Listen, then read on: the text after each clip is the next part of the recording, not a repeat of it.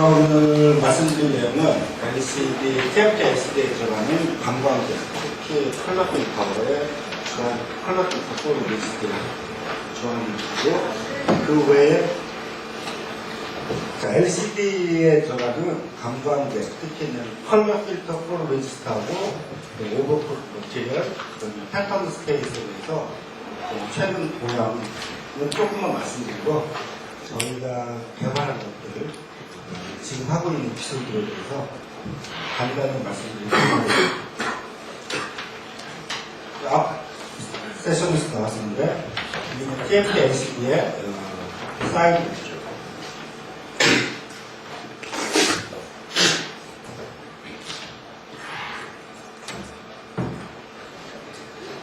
저희가 하고 있는 것은 밑에 있는 TFT, 위에 있는 컬러 필터, 컬러 필터의 스페이서, 컬러 리지스트, 머지미디안, 오버풋, 이러한 감광제를 저희가 개발하고 있습니다. 이 밑에 있는 감광제는 저희는 현재는 안 하고 있고, 위에 분만 지금 하고 있고, 지금 여러분들께서 LG전자에서 나온 13.3인치 노트북을 쓰고 계신다든지 18인치 모니터를 쓰고 계시면 저희 감광제 모듈이 들어가 주십니다. 컬러 필터 단면을 보여주고 있는데요. 컬러 필터 포토 리스트를 써서 컬러를 만든 패턴을 컬러 필터라고 합니다. 글래스 위에, 글래스는 잘 안 보이고 있는데요. 글래스 위에 레드, 그린, 블루, 그 다음에 그 사이에 들어가 있는 이 컬러를 구별해주는 블렌드 매트릭스, 이것을 컬러 필터라고 합니다. 컬러 필터는 여러분들이 가지고 계신 노트북이나 모니터를 보시면 주로 스트라이프 배열로 되어 있음을 알 수 있고, 그 사이즈는 지금 100, 300 마이크로 픽셀 사이즈 가지고 있는데, 점점 이게 고고 선명화되고 있어서 이 픽셀 사이즈가 점점 작아지고 있는 점을 보여주죠. 다음. 컬러 필터를 만들 때는 이 포토리스트를 써서 글래스 위에 머티리얼 코팅을 하고, 스핀 코팅을 해서 코팅을 하고, 매스크를 된 다음에 UV 익스포저를 한 다음에 익스포저 된 부분은 이 패턴이 나오고, 익스포저가 안 된 부분은 떨어져 나가고 현상하고 나면 이와 같은 패턴을 가지게 됩니다. 그래서 제일 처음에 먼저 BM을 최근까지는 크롬 BM이라 해가지고 금속으로 이 블랙 매트릭스를 만들었는데, 최근에는 이것도 감광제로 포토리스트로 이걸 만들고 있고, 그 다음에 이제 레드를, 보통 경우에 레드를 먼저 스킨 코팅 한 다음에 패턴을 만들고, 그 다음에 마스크를 옆으로 좀 움직인 다음에 다시 그린과 블루를 코팅, 노광 현상 거쳐서 이 RGB 세 가지 패턴을 만들게 됩니다. 그 다음에 최근에는 좀 이따 나중에 좀 설명드릴 텐데, 오버코트 머티리얼과 스페이스를 만들면서 컬러 필터라는 이 글래스 기판을 만들게 됩니다. 컬러 필터에 요구되는 특성은, 컬러 필터는 감광제가 아니라 글래스 위에 떠있는 패턴을 얘기하고 있습니다. 색이 뚜렷해야 되고, 그 다음에 휘도가 좋아야 되면서 케미칼 기계적 안정성이 있어야 되고, 그 다음에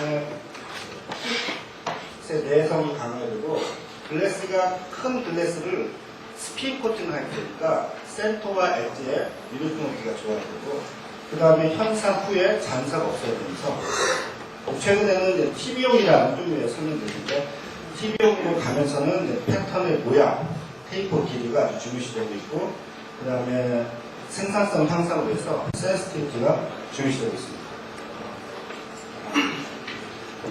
여기 컬러 필터 리스트의 성분을 보여주고 있습니다. 저희뿐만 아니라 모든 감광제, 모든 회사의 컬러 필터 포토 리스트는 다음과 같은 성분이 있습니다. 첫 번째 제일 중요한 피그먼트가 되고, 레드, 그린, 블루에 한 가지 레드, 그린, 블루만 쓰는 것이 아니라, 레드에는 레드하고 옐로우, 그린에는 그린과 옐로우, 블루는 블루와 바이올렛을 써서 색깔을 내고 있고, 이게 알료 분산이기 때문에 디스퍼던스가 있게 되고, 그 다음에 바인더 폴리머, 기둥, 패턴을 만들게 해주는 역할을 하면서 현상시에 노광 익스포저가 안 된 부분은 떨어져 나게 하는 기능을 가진 바인더 폴리머, 그 다음에 익스포저 할 때 크로스 링킹을 시킬 수 있는 멀티 펑션을 모노로가 들어가 있고, 그 다음에 익스포저 할 때 광대 시제가 들어가 있고, 그 다음에 여러 가지 엘렉트가 필멘트로 이루어져 있습니다. 보통 보면은 이와 같이 피그먼트에 디스퍼던트가 붙어 있고, 이런 바인더가 있고, 익스포저에서 MM이 크로스 링킹 되면서 이것들이 패턴을 띄게 되는 겁니다. 이건 각 컬러 구조식을 그렸는데 블루, 바이올렛, 그린, 레드, 옐로우 이렇게 있는데 앞장으로 다시 보면 앞장으로 피그먼트에서의 기술이라는 것은 휘도가 좀 좋게 하는, 여러분들이 노트북에서 모니터에서 TV용으로 가면서 휘도 업그레이드 시키는 게 아주 핵심 기술인데, 휘도는 이 피그먼트에서 입자 사이즈를 작게 하거나, 그 다음에 휘도가 좋은 피그먼트를 선택하거나, 그 다음에 이 파티클 사이즈 디스트리뷰션을 내로하게 만드는 게 휘도를 업시키는 데 아주 중요한 것이고, 그림 같은 경우는 이 BR과 CL 비율로 휘도를 조절하는 겁니다. 요즘 레드 보통 이게 번호를 부르는데 177, 254가 있는데 177보다는 254가 휘도는 좋으나 TV용으로 가면은 이게 색 순도가 더 좋기 때문에 이런 것들이 쓰이기도 합니다. 다음. 그 외의 성분인데 모노머 주로 DPHA라는 다이펜타일스로일 헥스아크릴레이트라는 모노머를 주로 쓰고, 다음과 같은 솔벤트를 쓰고, 다음 게시자는 이거는 상업적으로 파는 이러한 강 게시자를 쓰고 있고, 저희는 이거는 저희 MG에서 독자적으로 개발한 게시자를 사용하고 있습니다. 그러면 먼저 노트북용을 먼저 말씀드릴 텐데요. 컬러 필터 포토에서 제일 중요한 것은 컬러죠. 컬러는 이와 같이 컬러로 패턴을 뜬 다음에 파장에 따른 트랜스미터 측정을 해서 가급적 수학적인 계산은 저 트랜스미터스와 광원 백라이트의 파장과 그다음에 사람이 느끼는 각 RGB의 특성 이 세 가지를 고려해서 X, Y라는 좌표로 나타냅니다. 여기 보이는 이 검정색 삼각형이 여러분들이 CRT TV라고 하는 그 TV용의 컬러 좌표를 말하고 있습니다. 그 컬러를 보면은 이제는 레드는 이렇게 X, Y가 다 작은 값 0.1 근처, 레드는 0.6에 Y는 0.3, G는 0.3에 0.6 요 근처에서 각 컬러 특성을 가지게 됩니다. 그래서 컬러를 말할 때 이게 빨갛고 노랗다 이렇게 얘기하는 게 아니고, 저희는 저희 블루는 0.1에 0.23 색자표를 가지고 있습니다. 이런 식으로 얘기합니다. 이게 두께에 따라서 가운데로 가면 갈수록 색이 옅어지는 거고, 바깥으로 가면 갈수록 색이 진해지는데, 그래서 두께 가지고 조절할 수도 있고, 그 PR의 피그먼트 함량을 늘림으로써도 조절할 수 있습니다. 지금 노트북용을 보여주고 있는데 색제율이 45%라는데, 이 텔레비전에 비해서 이 삼각형 면적이 이거에 비해서 45%밖에 안 된다는 겁니다. 그래서 노트북용은 모니터나 TV용에 비해서 색 재현율을 작게 가져가고 대신에 휘도를 좋게 하고 있습니다. 배터리 수명이기 때문에요. 그래서 모니터하고 TV용에 비해서 노트북 보면은 색이 굉장히 연하다는 거예요. 저희가 이 노트북용을 만들면서 고려한 사항을 하나 말씀드리면, 아까 전자에서 나왔다시피 뒤에 백라이트에서 100%라는 빛을 써도 주로 폴라라이즈하고 컬러 필터에서 빛을 다 까먹게 됩니다. 요 35 곱하기 30만 곱해도 9%밖에 안 되죠. 나머지에서 많이 까먹게 됩니다. 그래서 우리가 쓸 수 있는 게 정말 7, 8% 빛밖에 쓰지 못하고 있습니다. 저희 이 노트북용과 모니터와 TV용의 가장 큰 차이는 피그먼트가 얼마나 많이 들어있느냐가 가장 큰 차이인데, 피그먼트가 없는 대신에 노트북용 PR에는 다른 바인더나 모노머나 PI가 많이 있게 됩니다. 전체 솔리드 콘텐츠는 유지를 하면서 적정한 RPM에서 스피드 프로텍을 해서 적정한 유니폼리티를 가져야 되기 때문에 솔리드 콘텐츠는 거의 비슷하게 유지하면서 피그먼트만 적혀 있기 때문에 이게 익스포즈에서 테이퍼기가 이렇게 들게 됩니다. 그래서 지금 이와 같이 빛의 효율화를 위해서 지금 이 레지드 BM이라고 하는 게 폭이 25마이크로 정도에서 최근에는 이 폭을 줄여서 대신에 이 컬러 에어리어를 늘림으로써 빛을 더 많이 투과시키자 되어 있는데 큰 문제가 이 테이퍼입니다. 지금 25마이크로라면 12.5가 넘으면 두 끝이 겹쳐지게 되는 거죠.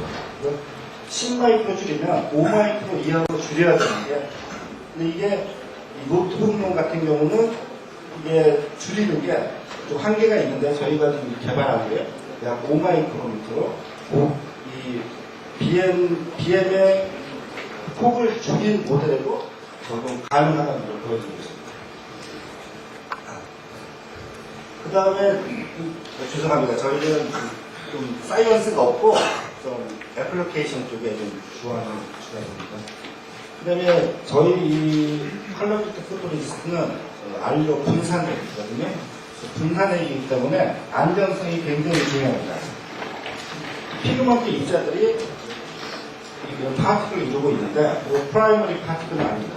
이것들이 뭉쳐서 이렇게 에글로메이트 한 100나노미터 정도의 사이즈를 가지고 있는데 이것들이 이거는 자발적으로 서피스 에어리를 작게 하는 경향이 자발적이니까 이렇게 뭉쳐지게 되면 이게 PR로서의 가치를 상실하게 되는 거죠.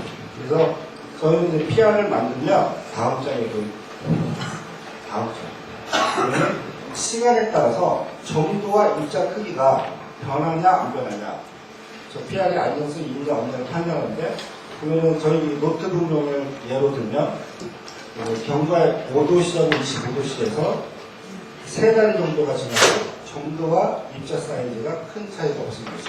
상당히 안정한 컬러 PR이라는 것을 보여주고 있습니다. 다음은 모니터인데요. 보면은 이 안에 실선이 노트북용이고 정선이 노트북용이고 실선이 모니터입니다. 보면은 정선이 트랜스미터스가 더 높은 걸 알 수 있죠.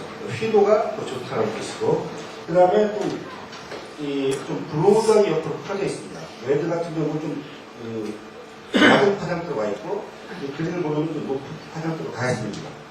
싱글 모니터용은 좀 좁아지는데 그게 무슨 뜻이냐면 여기가 옐로우의 픽이 위치하게 되는데 노트북 같은 경우는 밝게 하기 위해서 그린의 옐로우를 좀 더 많이 넣고 레드의 옐로우를 더 넣어서 밝게 했다는 뜻이 되고 모니터용에 대해서는 옐로우를 좀 빼고 전력 걱정 없이 쓸 수 있으니까 휘도가 좀 더 떨어져도 색을 더 많이 내기 위해서 그리고 색 순도를 높이기 위해서 옐로우 좀 빼고 좀 순수한 그린과 레드색을 쓰게 하는 겁니다. 블루도 마찬가지입니다. 보시면 노트북용은 CRT에 비해서 한 45% 정도의 색 제어율을 가지고 있다고 했는데 모니터용은 지금 보시는 것은 60%짜리고 최근에는 65%, 70%까지도 모니터용을 체크하고 있습니다. 여기서 휘도와 색 제어율을 그래프를 보여주고 있는데 색 제어율이 높은 쪽이 모니터 TV용 쪽이 되고요. 휘도가 높고 색 제어율이 작은 쪽이 노트북용입니다. 휘도가 높으면 당연히 색 제어율은 작아지는 거죠. 개발 방향은 제가 개발 방향이 이렇게 되는 거고 이 모델 예전 노트북인데요. 2, 3년 전만 해도 이러한 컬러를 썼었는데 지금 2, 3년 만에 이렇게 점프해 있고 여기서도 지금 상당히 정체되고 있는 상황입니다.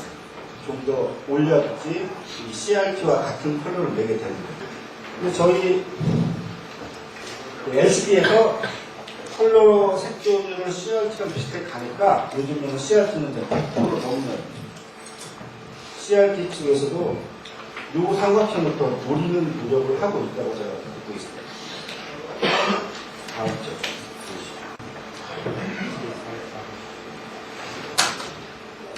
지금 모니터링 패턴을 보여주고 있는데 이건 이게 무슨 뜻이냐면 생산성 향상을 위해서 익스포저를 덜해도 패턴이 패턴이 변화가 없어야 되고 위에 러프니스가 큰 차이가 없어야 되는데 저희 보면은 웨드그린피드 전체에 걸쳐서 익스포저를 조금 해도 러프니스에 큰 차이 없고 패턴도 제대로 나오고 있음을 보이고 있습니다.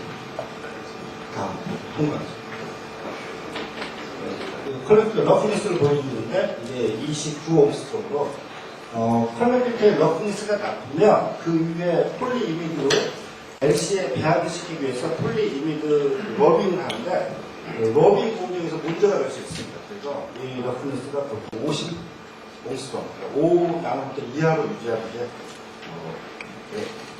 이 컬렉트의 특성입니다. 다음. 그 다음에 TV용을 보여드리면 모니터에 비해서 좀 더 색이 더 순수한 색을 가짐을 알 수 있고 보시면 모니터에 비해서 훨씬 바깥으로 삼각형이 커진 느낌을 여러분께서 보실 수 있습니다. 이건 70%짜리를 보여드린 거고 최근에는 73%까지 대만 업체에서는 73%까지 시도하고 있습니다. 다음. TV용에서 가장 큰 문제는 패턴을 얻는 건데 신분관과 모니터와 노트북에서는 피그먼트 양이 적기 때문에 다른 MM이나 바인드 양이 충분해서 완만한 테이퍼를 가진 패턴을 얻을 수 있는데 TV용처럼 색조율이 70% 정도 되면은 피그먼트 양이 많아지고 상대적으로 MM과 바인드 양이 적게 들어가기 때문에 피그먼트가 많아지면은 빛이 익스포저에서 크로스 링킹을 시켜야 되는데 피그먼트가 많아서 밑에까지 빛이 투과를 못하게 됩니다. 그래서 지금 보시는 것과 같이 완만하지 않고 언더컷이라고 부르는데 저희는 이렇게 밑은 파지게 되는 모양을 가지고 있습니다. 원재료 함량, 그러니까 저희가 이제 조절을 해서 비율만 조절해서 만들어도 이렇게 완만한 것을 얻지 못하고 있는 거의 이제 수직으로 떨어지는데 이거의 문제점은 뭐냐면 빛샘 현상이 반샘한다는 겁니다. 여러분들께서 저는 봤어요. 여러분들께서 노트북이나 모니터 보면은 어떤 때 한 줄이 이렇게 간 그런 패턴이라든지 그런 거 볼 수도 있고 한 줄이 시커멓게 되는 것도 볼 수 있는데 그런 것들이 이론에서 잘못돼가지고 불량품이 나오게 됩니다. 다음 장. 그래서 기존에는 저희가 바인더에 리액티브 사이트를 붙이지 않고 그냥 바인더는 현상만 시키고 글래스와 접착력만 좋게 한다라는 의미에서 리액티브 사이트를 없는 바인더를 사용했었는데 이걸 사용하면은 조금 전에 보여드린 것과 같이 완만한 테이퍼를 가진 패턴을 얻을 수가 없어서 저희가 여기에 리액티브 사이트를 붙였습니다. 그래서 익스포즈 할 때 바인더와 MM과도 반응을 해가지고 크로스 링킹이 모노마, 멀티 펑션을 모노마끼리만 크로스 링킹이 되는 게 아니라 바인더와도 같이 반응을 할 수 있게 만들었더니 다음과 같이 완만한 테이프를 가진 TV용을 얻을 수 있었습니다. 그래서 지금 현재는 73%까지는 저희가 해봤는데 그 다음에는 기술이 어떻게 돼야 될지 모르겠어요. 다른 아이들에 대해서 말씀을 못 드리고 지금 70%까지는 저희가 패턴하고 레지듀 없이 현상 잘 되는 그런까지 개발할 수 있었습니다. 그 다음에 오버코트에 대해서 잠깐 말씀드리겠습니다. 오버코트는 컬러 필터 위에 겨울에 추울 때 위에 오버코트랑 똑같은 겁니다. 화학적으로 위에 있는 LC와 접할 때 이 컬러 필터를 보호하기 위해서 오버코트를 올리기도 하고 글래스가 대여가 되면서 레드 각 RGB 간에 두께 차이가 좀 생기기 때문에 그걸 없애기 위해서 평탄화시키기 위해서 오버코트를 입힙니다. 가장 큰 오버코트의 리ኳ어먼트는 오버코트는 빛을 까먹지 말아야 되고 트랜스미턴스가 90% 이상이 돼야 되고 그다음에 유닛 노트가 굉장히 좋아요. 플랫하고 다운되는 겁니다. 여기 보시면 온도, 이 온도는 이제 LCD 공정 중에 경력 온도를 지금 적어놓는데 98, 99%의 트랜스미터를 가진 오버코트를 보여주고 있는데 저희도 지금 이것도 개발해서 18.1인치 오버코트를 사용하고 있습니다. 오버풋에 쓰이는 것도 바인더를 포토 타입으로 쓰냐, 서머 타입으로 쓰냐, 바인더의 펑셔널리티를 바꿔서 할 수도 있고, 또 게시제를 포토 타입이나 서머 타입으로 할 수도 있는데, 보면은 이게 시간에 따른 정보 변화, 안정성을 말하고 있는데, 서머 타입보다는 포토 타입, 서머 타입보다는 포토 타입이 시간에 따른 안정성을 유지해서 저희는 포토 타입으로 개발하였습니다. 그 다음에 패턴 스페이스 말씀드리겠습니다.